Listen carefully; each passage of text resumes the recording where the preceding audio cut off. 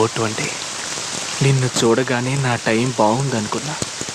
నువ్వు నాతో ప్రేమలో పడే టైం వస్తుందనుకున్నా.